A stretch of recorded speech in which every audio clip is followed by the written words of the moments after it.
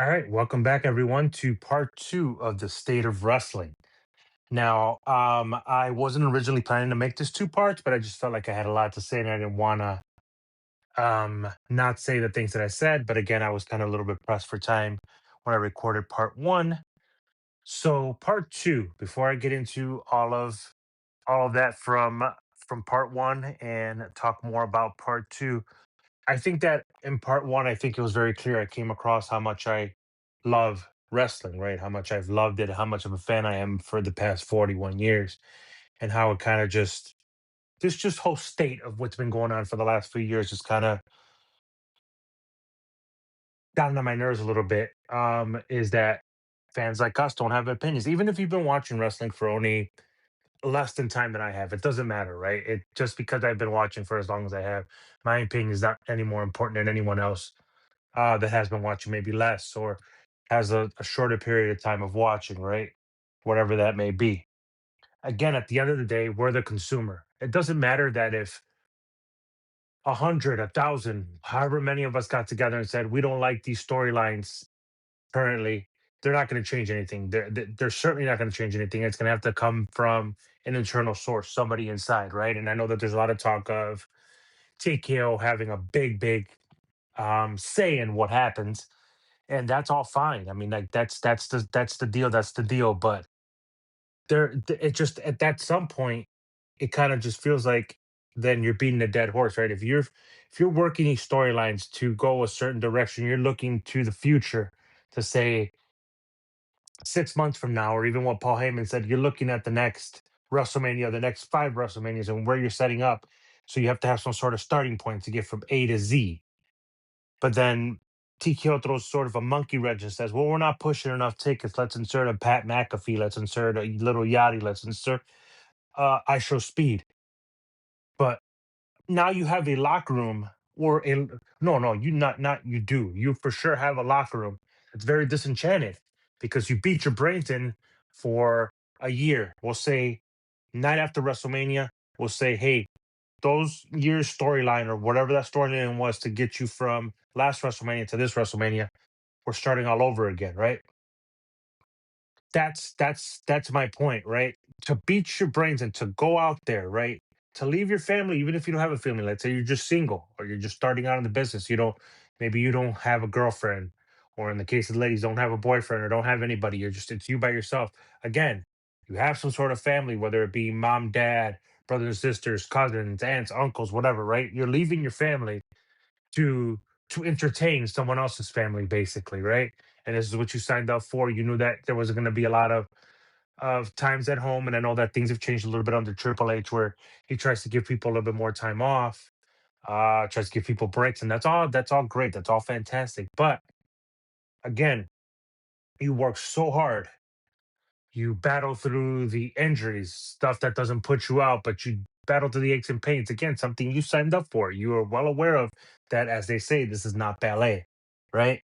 You work through all that to then have somebody else take your spot, or you're basically put in this bubble or this box to say you can say these things, but you can't say this.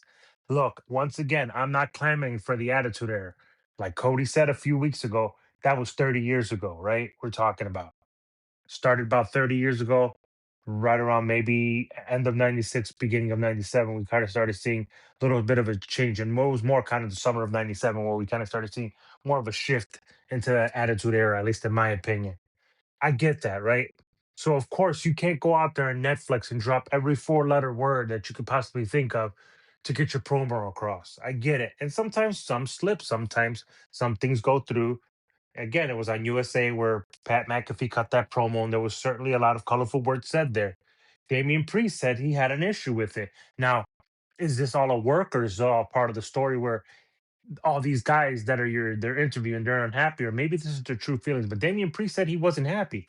One, he went out there and said some language that they probably would get in trouble for. And I say they, maybe if he went out there and said that, if the promo necessitated them going to that level or to that extreme, right? The locker room just doesn't like it because it's just like, all right, look at all these people that are being kept out from WrestleMania.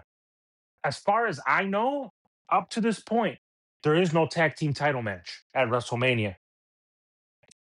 The Usos and LA Knight are going to be wrestling ISO Speed and the Vision, or what's left of the Vision, Logan Paul and Austin Theory. That is not for the tag titles. It is literally just a six-man tag match.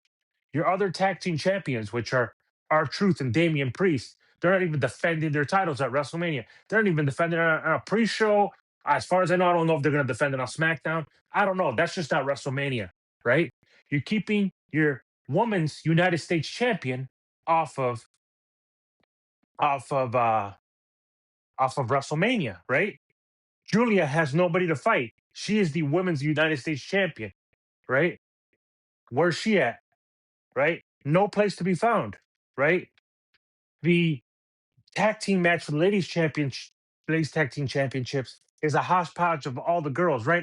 And I hope that whoever's on that card, men or women, right? I hope they all have just great matches. They go out there, they give the best show they could possibly give. That's all I wish for. I don't want anybody to fall on their face so I can come back and be like, ha ha. No, I really want these men and women to perform. I'm just simply telling you where the frustration from the locker room, I would perceive it, is you try all this harder. You're carrying a title. You don't get to defend your title on the biggest show of the year because they have no storyline for these people, right?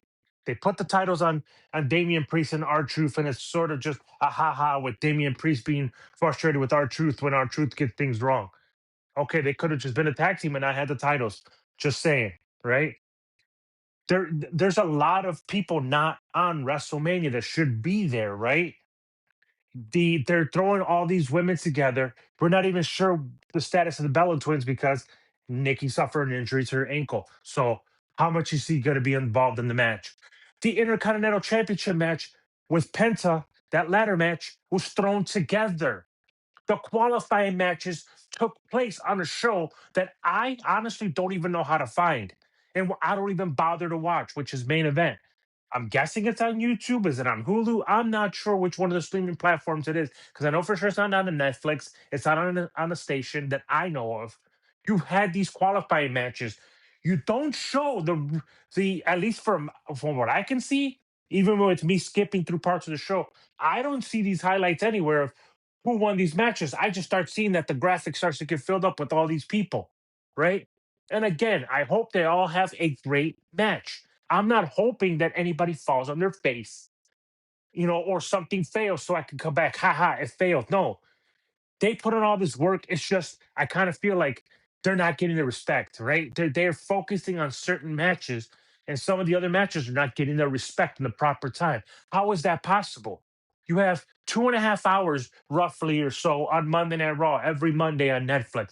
You have 3 hours on a SmackDown. You're telling me that at some place between when Royal Rumble or even Elimination Chamber, or even after Elimination Chamber, that big gap between Elimination Chamber and WrestleMania, what is it, 6, 7 weeks or whatever it was? You can't push these storylines better. Give me a break. This is why we complain. But again, we're not supposed to. We're being told, and unless that I have taken a bump in the ring, unless I have wrestled, unless I've done something, I have no opinion, right? Because you're not who we're catering to. Who they're catering to are the people that can one afford their tickets, will eat up everything that they give them, and will not complain, right? Which is basically the same thing, right? All right, fine. So don't complain. And if you enjoy what they're giving you, fantastic, enjoy it. I'm not going to call you an idiot because you enjoy what they're giving you. If that's what they're giving you, then you're the audience they're looking for. Us, I don't think we're that audience anymore. When I say us, the people that have watched for so long, that know what it looks like to have a successful WrestleMania. I don't recall the last time that there was so much talk about WrestleMania tickets not getting sold. The fact that they're putting guys out there say, oh, 20% off or how many percent off. So then now what happens to the people that paid full price? That's another thing. These people paid full price, and now all of a sudden, now these same tickets that they paid full price for are going 20% off or however much percent off, or they're throwing something in for you, right? When was the last time WrestleMania was not sold out, or at least a pretty good sellout? They're going to tout the numbers, right? They're going to tell you combined the two nights we did X amount. That's great. And they're probably not going to focus on some of those empty seats because a lot of those empty seats are probably going to be nosebleed seats. So you're probably not going to see them all. I don't know. I know that people sometimes do go online after or the day of WrestleMania, either Saturday or Sunday, and their section they'll show that there wasn't a lot of people there, how bad the view was, and all that. Right? That happens, right? Because we're in the age of social media where you can quickly say, "Hey, I'm here at this place," and take a picture of where you're at. Right? But there's got to be something done when you're going and you're basically passing WrestleMania on to the next pay per view. WrestleMania hasn't even happened yet, and we're already seeing the seeds being planted of what's going to happen after WrestleMania. There's even people thinking, I think they're showing their hand in that Randy Orton Cody match because it's like, didn't Pat McAfee say that if Randy Orton doesn't win at WrestleMania, they're never going to see him again on TV? But if you're already, there's rumors out there that you're going to be in a tag match with Randy, that means Randy's going to win, right? Again, remains to be seen. Maybe they put the cart before the horse and something's going to happen. There's speculation on the Roman CM Punk match that they're going to reform the bloodline, but this time the bloodline's going to be faces. Unless they somehow learn, I'm sorry, learn, take that back. They turn CM Punk somehow, or there's some way that CM Punk becomes the heel, or then they flip it somehow. And again, I don't know, right? I'm not in that writer's room. I don't see how the bloodline's going to be faces or a face group if it takes all of them. And I mean, when I mean all of them, it would be Roman, which again, he's in the ring with Punk, the Usos. I don't know. Pick any of the other guys that are right now in the MFT, the My Family Tree faction with Solo, Atam Matanga, or Jacob Fatu. If I'll even shrink it down. Let's just say it's the original rumor that I read that it was Roman and the Usos, and they'll form their own little bloodline group. If it takes them, some sort of distraction, some sort of chicanery, or something that happens that Punk loses the title because of that, how does that make him a face? I don't see it. But again, it remains to be seen. These are just rumors. And sometimes we'll hear rumors. We were hearing that Jericho's going to come out to Rumble. Jericho's coming back to WWE for a retirement tour. That didn't happen, right? So says these rumors are just rumors. They're just that. We just have to wait and see. But when you start seeing like little cookie crumbs, especially with the Cody Randy match, it's kind of like, okay, yeah, you're kind of giving away the finish there a little bit, right? With Roman and Punk, I don't know. Other than that rumor with the Usos, I don't know. I don't know which way they're gonna go. Because like I said yesterday, this is no shade on Roman, but I don't see Roman taking a full time schedule. And I'm not saying he needs a full time schedule because they don't really do live events a lot. They do post WrestleMania, they'll go to some places. Will he be there? Right? This is not a shade on him. But if he's going to carry one of the titles and claim to be the man, he's got to be there more than every couple of months, right? And he's got commitments that he's done to Hollywood, and he's going to probably do more things because, that Street Fighter movie's coming out. So I'm sure they're going to want to promote that. And that's fine, right? But I don't know if they're thinking about the bigger picture, right? Where do you go if a CM Punk stays with the title? Like, is there a rematch at Backlash? What happens, right? And that's kind of cool not to know that part. So we'll see. That's kind of intriguing. The promo that was cut last night, there was a lot of people that kind of didn't really like it too much because they felt like Punk should have apologized, or that promo between both of them should have came sooner. I think it was fine. Where it was at, it was fine. Again, what I didn't really like about that buildup was he announced, or they showed their hand too quick, that they were going to already fight at WrestleMania right after Royal Rumble, and then he disappears and doesn't come back until after Elimination Chamber, right? Those 4 or 5 weeks, whatever it was, between Royal Rumble and Elimination Chamber, when Elimination Chamber was over. I just didn't like I know that they give them bullet points. Guys like that don't get a script per se. They get bullet points. Hey, we're gonna trust for you to go out there and cut a promo. You're a good promo person for both of them, Punk and Roman Reigns. But it just I don't know whose idea it was. I mean, to me, again, to me, who is a CM Punk fan, I just felt like they made Roman look weak. I really felt like they made him look weak. And there was a couple of times where I felt like CM Punk just seemed kind of like low hanging fruit, but they did it to each other. So I don't really know where they're going with this. And again, it's kind of intriguing. So that one's going to kind of intrigue me. Um, but again, you may ask, this is just a glorified male soap opera. Why do you care so much? Why do people care so much about this? Well, think about, why do people care so much about characters on their favorite TV show? Let's not even say soap opera, TV show, right? People that may have watched in the past Game of Thrones, or I don't know, pick any show, right? And that's the first one that comes to my mind. Or a program that you may watch that's a weekly program, right? Whatever is on your favorite station, whether it be one of those, Chicago Med, Chicago PD, Chicago Fire shows, right? You invest in these characters because these characters make you believe that these are the people that they're playing, right? They make you believe, they make you invest in these characters, and you feel for them. So you get angry when these characters make dumb decisions. But yes, you know that these people are not real people. They're playing this character, but you get into it because they sell you this character, right? Almost like the Marvel movies. I'm even going to give you a better example. I've seen people at the movies who have really had a really bad reaction when Thanos made everybody disappear. They're like, wait a minute, that's the end of the movie?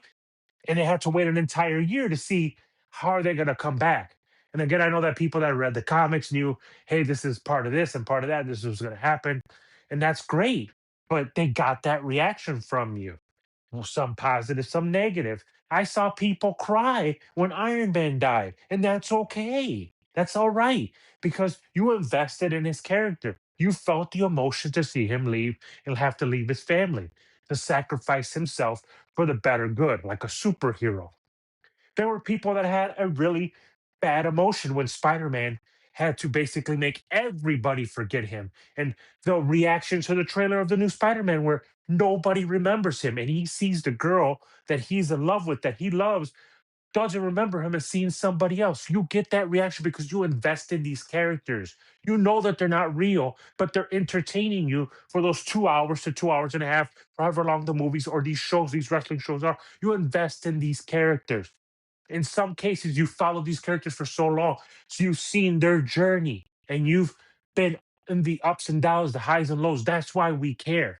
That's why I think our opinion matters because you, the people that are booking these shows, besides TKO, those writers in that writers room know what it is to go through the ebbs and flows of a character, right? We see that in WWE Unreal, and a lot of that stuff I feel like it's scripted, and I don't, right? They show you what they want to let you see. They're not going to see everything. They're going to open up the curtain a little bit. They're not going to let you see too much, right?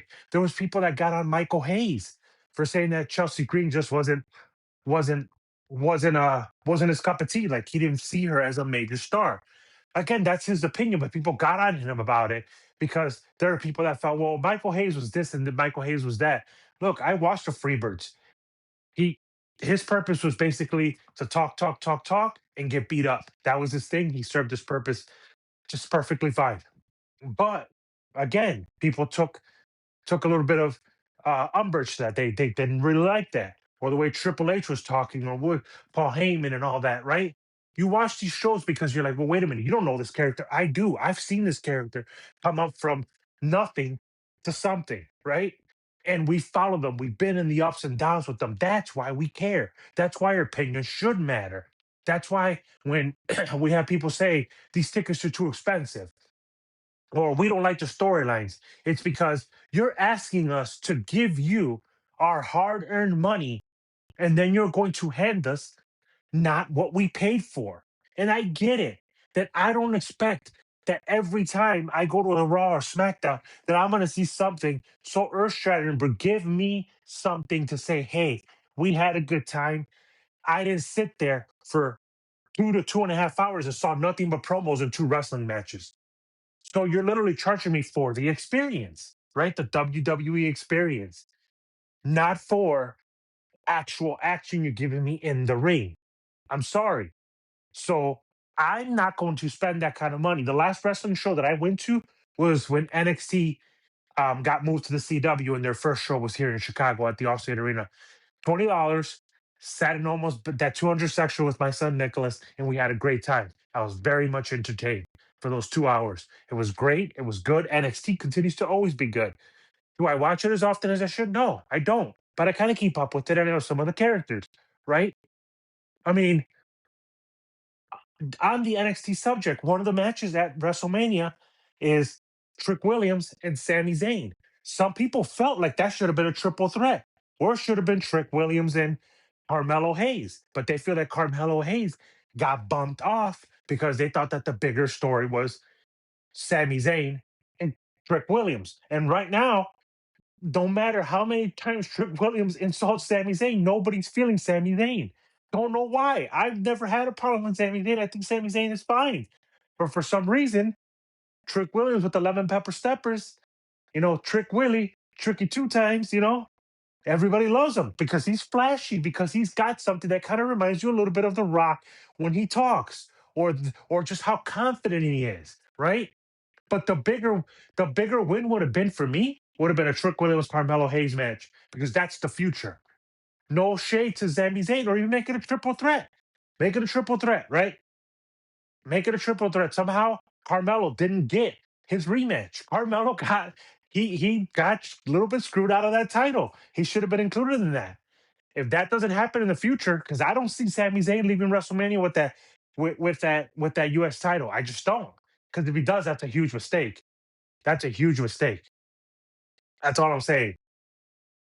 But again, there's a lot of things that I can tell you from my vantage point that I don't like, right? And again, I just want to keep circling back to that. 41 years, but my opinion doesn't matter. But you want my dollars. Because you want my dollars as long as I don't have an opinion about it, right? And I get it that sometimes you can't listen to the audience because the audience is fickle. They'll love one guy like Sami Zayn for a little bit. Then all of a sudden, Sami Zayn gets a title. I don't love you so much, Sami Zayn, anymore, right? It's an ebb and flow. And I get that. So you can't always cater to your audience, but you sometimes have to listen to your audience when it's a great majority that's telling you something's not right, right? Something is not okay, right? You thought that you were going to get that reaction when Randy Orton turned on Cody, but everybody's kind of sick of Cody because they keep seeing what you guys were pushing with Cena. You're pushing a super Cody now, where Cody just gets through everything. Everybody was fine when Cody was chasing, and trying to finish his story. He finished his story, and then he became too much of that white meat baby face. He didn't have a lot of an edge. Somebody needs to poke him enough for him to get that edge. He needs to keep that edge, right? That's who we're looking for. And it kind of just feels like he's too much of a politician sometimes, right? Like he says the right answer all the time, right? And everybody's who has the history like me knows what Randy Orton looks like. I even had my cousin text me, tell me that's '09 Randy Orton. By the way, when he was '09 Randy Orton, you know how old my cousin was at the time? He was 6. So we're talking about somebody who's been a fan since he was about 5 or 6 years old. My cousin now is 23. So think about that. So if he's starting to feel some of these guys, and hey, I remember that guy. No, that's always my guy. I know Cody when he first was here, but I don't remember this Cody. I remember the other Cody, the Stardust Cody, or the Cody that just wasn't that big of a star. No, Randy Orton's my guy, right? But in order for you to get him some heat, you thought the best way to get him some heat, and who he's talking on that phone could have been his dad, and that would have worked. To be honest with you, I heard somebody else say this, and I don't want to take credit for this. I thought that would have been brilliant. The voices in his head and that person he's talking to his phone are the same person. He ain't talking to nobody. Who he's talking to is the voices in his head. Something telling him, hey, attack Zack Ryder. Or I'm sorry, Matt Cardona. I keep wanting to call him Zack Ryder. Matt Cardona. Attack Jelly Roll. Attack Cody the way you attacked him. And if there would have been nobody there, I think they could have made it work to think he's not all right. Something snapped inside of him. His dad would have worked fine because his dad's always going to support him no matter what. Arn Anderson would have been fine. That was another idea that got floated by some people I saw. Arn Anderson would have been great because then you have that connection. Because here's the connection, and here's where my 41 years comes into play. That's how big of a mark I am. Is that Arn Anderson connection would have worked just fine because you're talking about somebody that one knows Cody, and who else does he know? Cody's dad, Dusty Rhodes, right? And doesn't he know his brother Dustin Rhodes? I wonder what he did to all three Rhodes then if he'd have been it. He'd have turned on Dusty, which that's what he did, right? Or he's turned on Dusty before. That was his mortal enemy. I want to say turned, but they fought. So he's fought his daddy Dusty. He turned on his brother Dustin in '94 when Dustin was looking for a partner, and Arn Anderson turns on him that Dusty has to come out of retirement to help his son at a Clash of the Champions because Arn Anderson turned on him. All of a sudden, you see Arn Anderson is always behind Cody, giving Cody the pat, the pat, the pat. Hey, you're the man, you're the man, you're the man. Now all of a sudden he turns on him. So that's all three roads he's turned on. And guess what? Then you have the Cody Randy connection from when they used to be in Legacy together. See, that's how you weave a storyline together. Arn Anderson doesn't have to take any bumps. Arn Anderson can take a punch and fall on the floor if he can. Again, I know because I know he's had neck issues in the past, and that's why he had to retire. Can he take a punch? Can he take anything from Cody? Is there any offense he could take? If he can't, then he could just be there and be the mentor, right? Or the guy that's in Randy's ear. That would have worked, right? Post WrestleMania, then he can go away or whatever, right? They're floating an idea that Randy's just using Pat McAfee, and when he wins that title, or if he doesn't win the title, or whatever happens on that night that he fights Cody, I believe it's Saturday night. Yeah, there's a Saturday night main event for WrestleMania Saturday.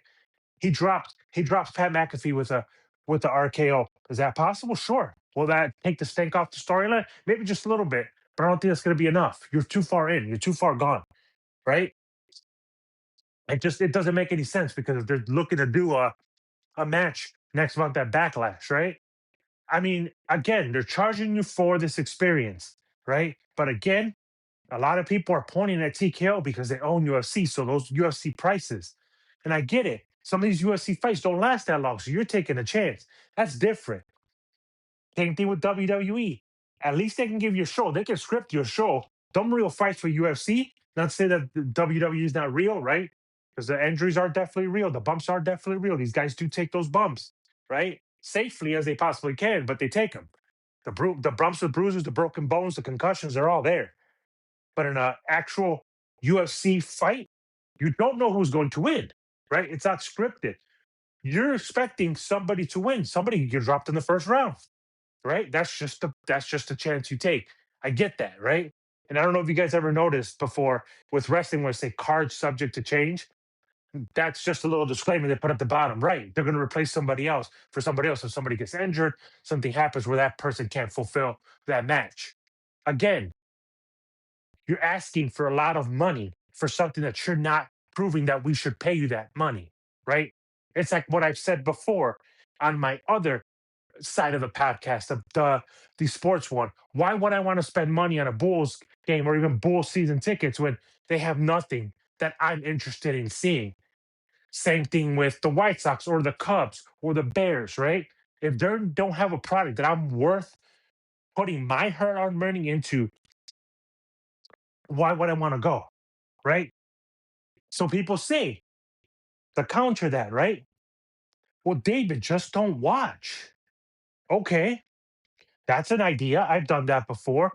But the thing is, I'm still invested in some of the characters and I see the potential there. So as a fan, I just can't look away, right?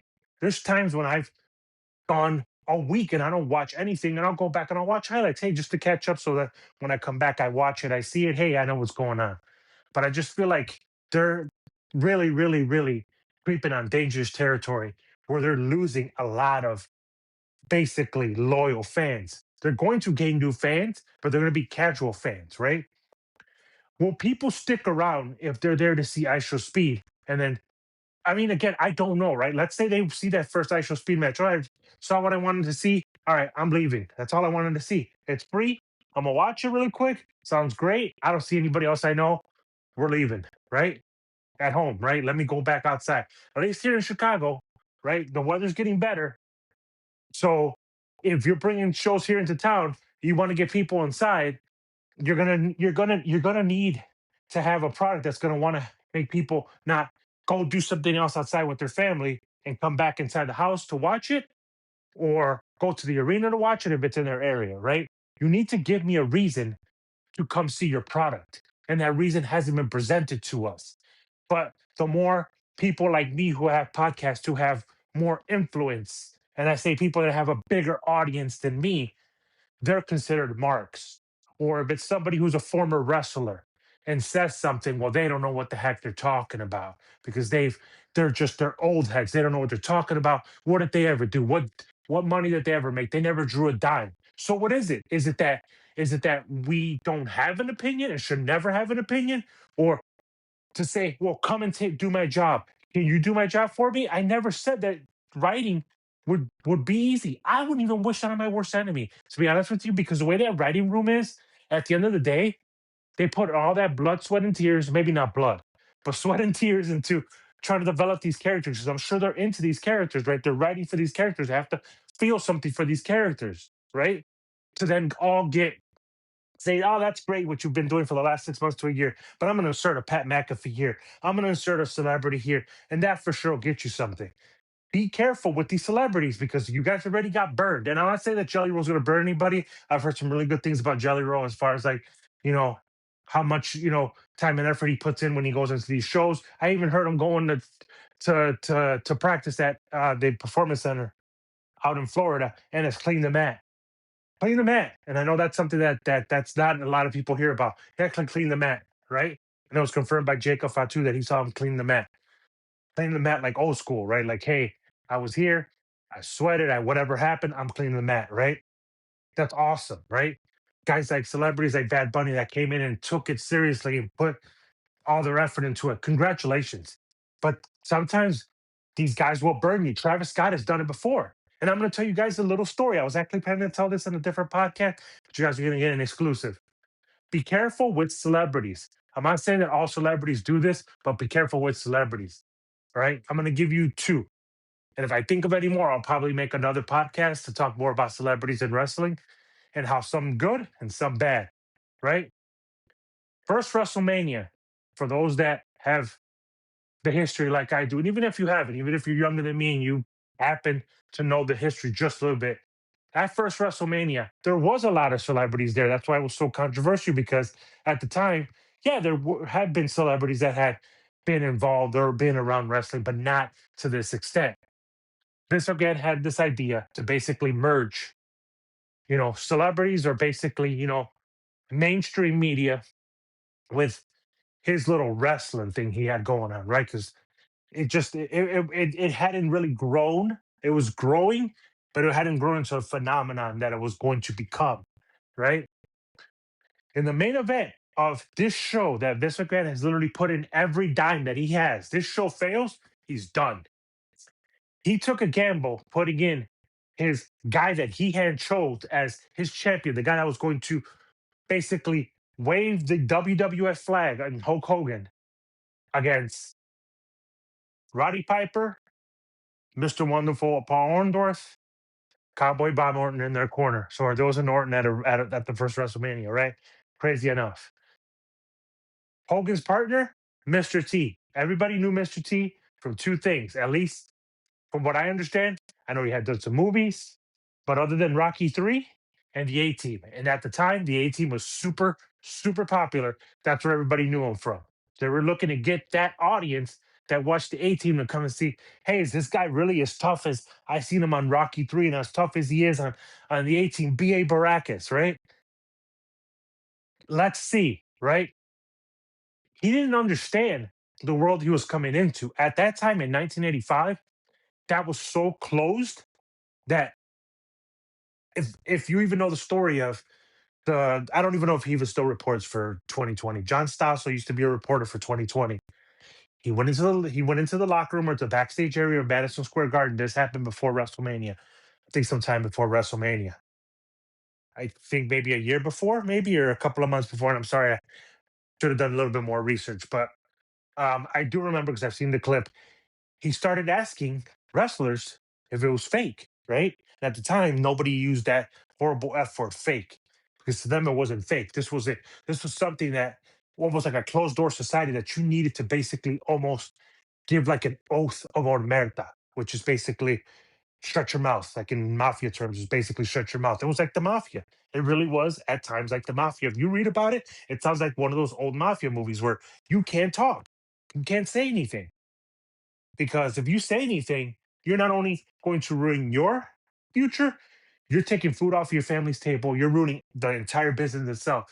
He had a wrestler on there who admitted that was fake, right? He basically showed, hey, some of the holds and all that. And he then started asking around. He ran into a wrestler by the name of Dr. D. David Schultz. Dr. D. David Schultz is a nasty man, from what I hear. Never saw him wrestle ever. That if I did, I don't remember ever seeing him on TV. You can obviously catch his matches on YouTube, so I'm sure that they're all on YouTube somewhere. He asks him something, and he says, "Fake." Bam, slap to the ear, knocked him down. Told him, "Huh, does that feel fake to you?" He got up before he could even get up off his knees. Smacks him another time, right? Legend says that Vince McMahon told him to do this. If this man comes and tries to insult you, whack him. When John Stossel sues them, they claim no knowledge of Vince McMahon ever telling them this. Don't know if it was a setup. Don't know if what was going on behind the scenes. Guy gets fired. John Stossel gets paid all this money, and he's got some damage to his ear, right? Something happened with his hearing or his eardrum. I mean, it eventually resolved, but I'm just saying he got hit pretty hard, right? Fast forward to WrestleMania. You have this celebrity coming in. You have Roddy Piper, who has been very, very, very, very outspoken then, and obviously present before he passed away. He said he didn't like the involvement of Mr. T because he felt like if this guy came in there and made them all look like fools, then Mr. T goes home the next day, goes back to film the 18, goes to continue with his career in Hollywood. Roddy Piper's still there. Roddy Piper still has to feed his family. So does Hulk Hogan, so does Orndorff, so does all those guys in that locker room. So he wasn't standing up just for him. He was standing up for all the guys in that locker room to say that my business is not a joke. You know how hard it was for me to get into this business? So you're going to come in here, you're going to try to flip me around and make me look like a joke? So they just decided in a pact between him and Orndorff, do not let that man get anything more than a headlock. Any big offense, anything huge, any bumps we're going to take, Hogan's got to get all the offense. Because Hogan's our champion. Whether we like him or not, he's our champion. He's going to be here tomorrow. Mr. T is not. Mr. T and Roddy Piper did not get along.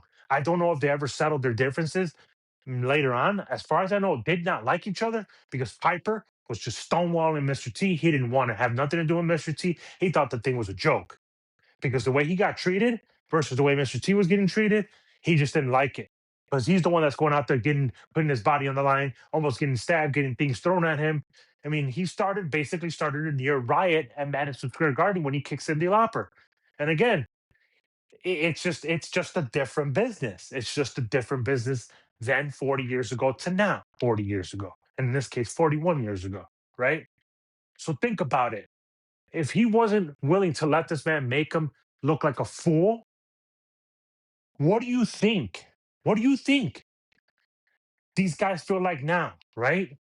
These guys are getting these huge paydays, and these celebrities just come in and make a joke. And I'm not saying make a joke. I'm Some of these guys and girls may come in there and they may take this seriously. They may do whatever they need to do to make sure that they don't get hurt. Their opponent doesn't get hurt. Because basically the wrestler, the person that's in there with the celebrity is going to do all the work. They're going to make sure that celebrity doesn't get hurt. They're good. But back to the Mr. T thing. I don't want to deviate from that. The man still stood there after WrestleMania, right? He did make sporadic appearances, and that feud with Piper kept up. Piper and him had a boxing match the next year at WrestleMania. Before that happened, leading to that, that was from that bad blood that was left between Piper and Mr. T. There was real heat between them two. He didn't like that Piper had this big mouth, and Piper was like, "I don't care who you are. You're not as tough as you think you are. I think you're a joke." And the guy said, "You're a joke." Had nothing to do with race. It just thought the guy was a joke. If, again, I'm talking to the ones that have been watching wrestling as much as I have. If you have not, I recommend go find Cowboy Bob Orton versus Mr. T in a boxing match from Saturday night's main event. Bob Orton boxes Mr. T. And I'm doing air quotes because it was. I mean, again, it wasn't a real boxing match. I don't know how much they pulled their punches, but again, I think the thing went like 2 rounds. I think, and if I'm not mistaken, I think it went 2 rounds. And I'd have to go watch the boxing match again. I think it went 2 rounds, right?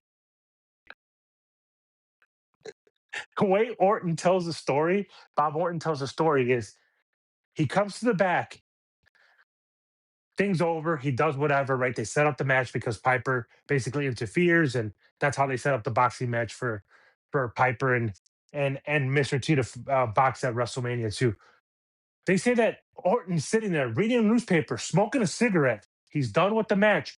Here comes Mr. T, basically almost crawling into the locker room like he's has the most grueling match or the grueling physical contest of his life on the floor. They've given him oxygen.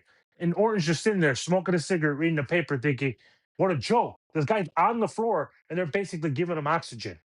The guy either wasn't prepared or thought that this was a joke. Because if you look at the end of, in fact, if you go back and look at the end of WrestleMania 1, when they're interviewing him in the hallway, of Madison Square Garden after the match. If you watch that WrestleMania, you don't have to watch the whole thing. Fast forward to the end of that match.